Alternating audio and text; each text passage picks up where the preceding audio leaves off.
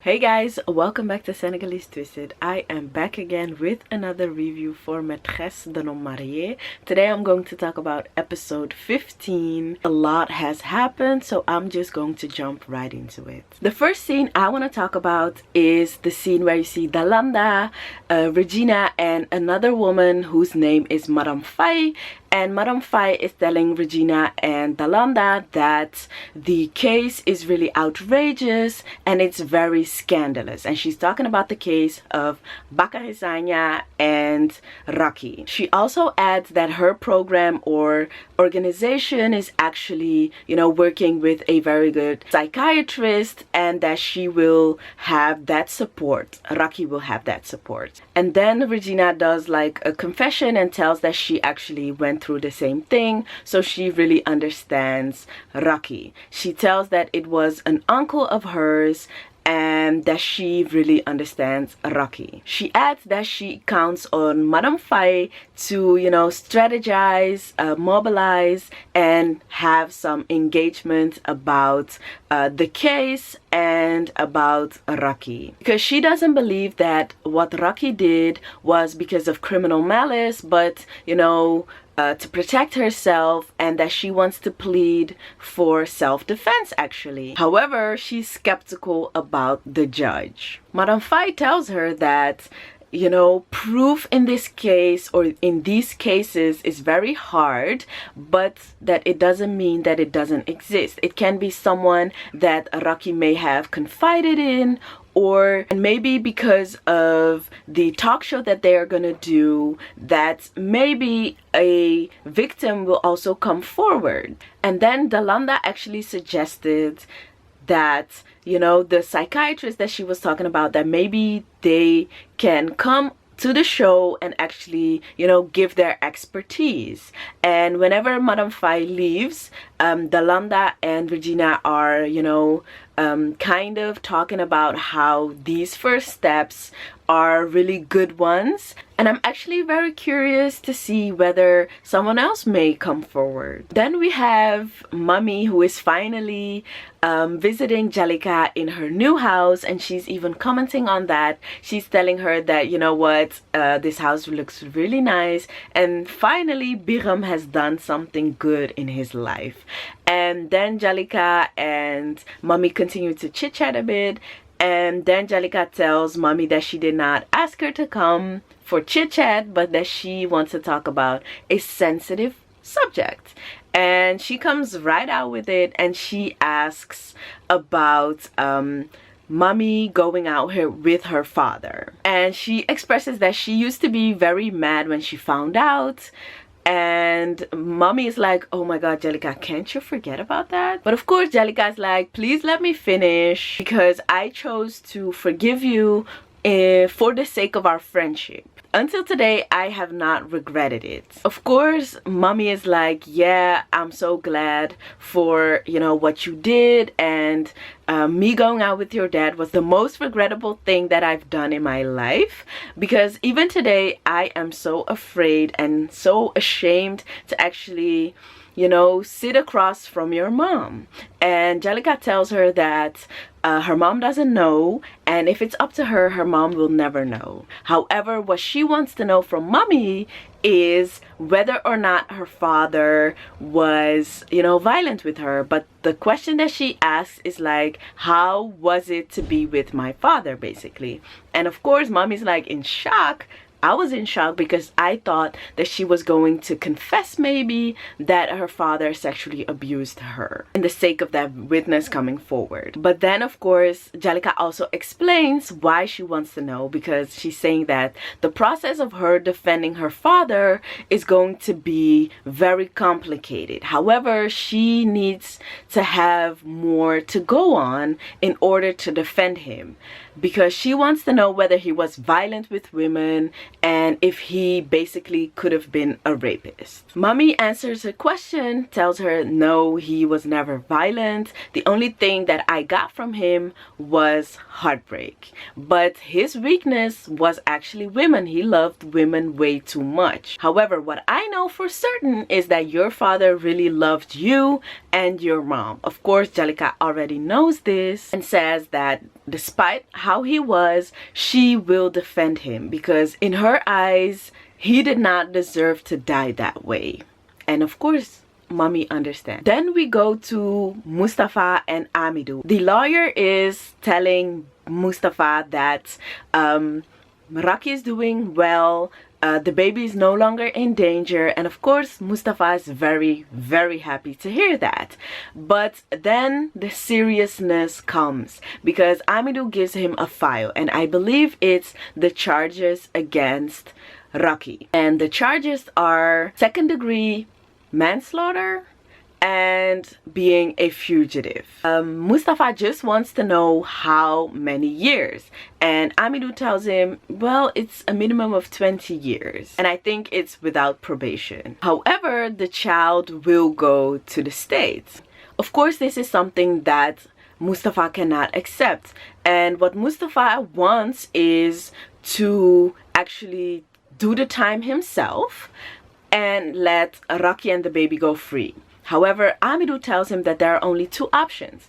Option one is you plead guilty to all the charges and you go to prison, which is basically what he wants. Or two, you do not plead guilty, but then the charges go to Raki. However, he does add that Raki has, a team of very good lawyers and they are supporting her. However, of course, it's really risky because there's still that chance that she may get like the guilty verdict. Mustafa just tells Amidou that no, there's no way that he's going to let Raki take the charges. Also that it's okay because Bakary Sagna was a pedophile and a rapist, and that even if Raki would not have killed him, he would have done that himself. But of course, this is what Amidou wants to hear. And that's also what he tells Mustafa. And Mustafa tells him that, you know what, but still, I am the person that made her run, and it's either me in prison or we all gonna be free. So the only thing that Amidou tells him is that, you know what, no matter what happens, just think about the baby as well. Then we're back at the couple that is no longer a couple, Birame and Djalika,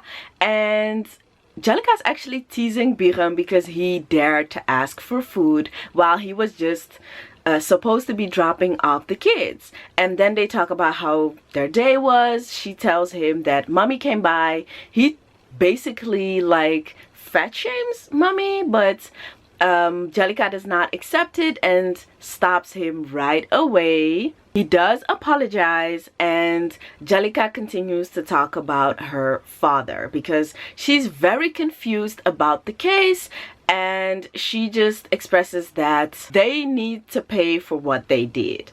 And Birame tells her that, you know what, your father was actually a father to me and Cheikh as well. But don't forget that Raki is actually my younger sister. This case is delicate, but I don't want to fight with you. Djalika tells him that she understands that, blood is going to be blood, that you can do nothing about that. However, the accusations are too heavy because she doesn't think he would be able to rape a woman. But then again, Raki was not a woman, she was a child as well. She also even dares to say that she thinks that Raki accusing her father of being a rapist is part of her strategy so that at the end she will come out innocent. The only thing that Birame tells Djalika is that, you know what, eventually we will find out whether or not Raki told the truth. And I think this is a bit problematic about rape culture because people's initial reactions are never, or not a lot of times, are to just believe the people who actually say that they were sexually abused, sexually harassed, or even raped, molested, etc. Like, I don't understand why Djalika cannot believe that her father could have been all these great things as a father to her, but still be a rapist. Like, it's not mutually exclusive. Then there's a scene where a lot is happening. First, you see that Lala and Philly are walking in a building together, and then Cheikh walks past. As Cheikh is walking past, Lala is, you know, looking down because I think that she's just ashamed. Then you have Bagay and Merdjang being joined by Birame, and they're just asking like, have you seen Cheikh yet? And they're like, no, we haven't seen him yet. Then they are joined by Lala and Philly. And as Philly is talking to Merdjang, asking how she's doing, Merdjang and Lala do not talk, do not look at each other. And then Birame is, you know, happy to see Lala and smiles at her and asks her if she's alright. At that moment as well, Bagay checks in on Lala and to see how the kids are doing. Then we move to Dalanda and Regina. And Regina is actually even teasing Dalanda about how Dalanda's client is actually scared because she would have wanted to, you know, face this off in court. But of course, Dalanda's like, oh no, we are not even going there. But of course, Regina is reassuring her that, you know, her client is still into the mediation, and her client Lala thinks that mediation is the best solution for this. Lala's like, okay, good, let's just do this mediation, get it over with, and go home because we have other things to do. Meaning the case of Raki and Mustafa. Then we go back to the awkward scene where Merdjang and Lala are not speaking to each other, nor exchanging glances. But of course, Lala has to be the bigger person, and she tells Merdjang that even if you see me here today being quiet, I am only here for peace. Even I am very surprised at how far, you know, this situation got us. However, today I will do everything in my power to make sure that Cheikh will go home today. Merdjang does not even respond. Birame nudges her, but she does not even say anything. At that same moment, she is being called by Regina. But before she goes there, she even looks at Merdjang, but Merdjang does not say anything.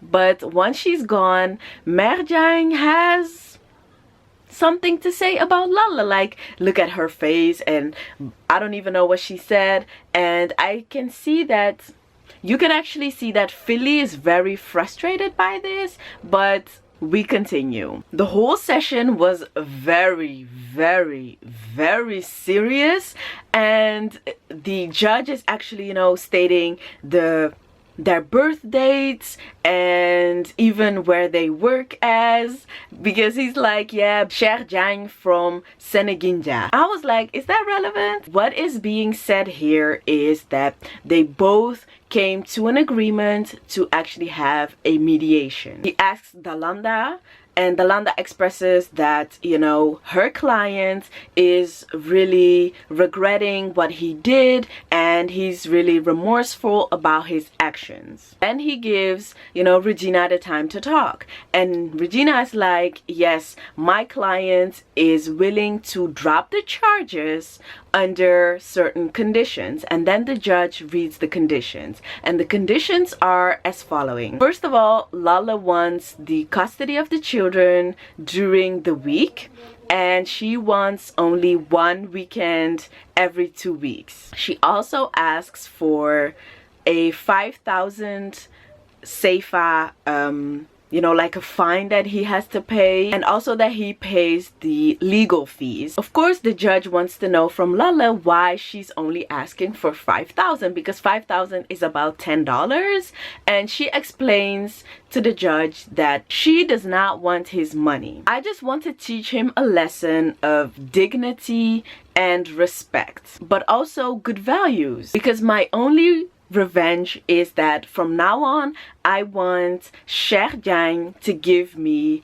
the utmost respect. And then the judge asks Cheikh himself whether he agrees to this and the conditions, and of course Cheikh is like thinking, and everybody looks at him. Dalanda, Regina, Lala, the judge. Even I was feeling like he was going to say no out of spite. Eventually he does say yes, and he, you know, tells the judge that he's sincerely very sorry for how he behaved. And then the judge tells him that he is free. He even tells Cheikh that, you know, you should actually give Lala a present because she did a lot of effort to come here and to, you know, do this. And Regina even jokes and she's like, yeah, we will make a long list of what we want. Then there's a scene with Merso, Raki's mom, and she's being approached by Amidou, and they actually talk in Halpular. And what he's saying is that he came here to talk about the case of Rakiso and Bakary Sagna. However, once Merso hears the name Bakary Sagna, she's like, I do not want to hear this man's name. However, Amidou talks a little bit of sense into her, saying that, you know what, this is a case of like, what, 15-20 years ago? I really need to talk to you about this. And then Merso starts to open up. She's like, yeah, he was the best friend of my husband. I thought he was a good man. He was helping me with my kid. He used to buy clothes, buy food, cakes. However, everything that she got from him, she used to, you know, either rip, tear, or, you know, break, which should have been a sign. She then explained that she even considered giving Raki away to Mr. Sagna. That's a Senegalese cultural thing. It really happens a lot when people have kids. They tend to give them away to family members. Sometimes it's because a family member cannot have children and they give their kids away to them. In that case, I would understand. However, first of all, Merso, you only have one child.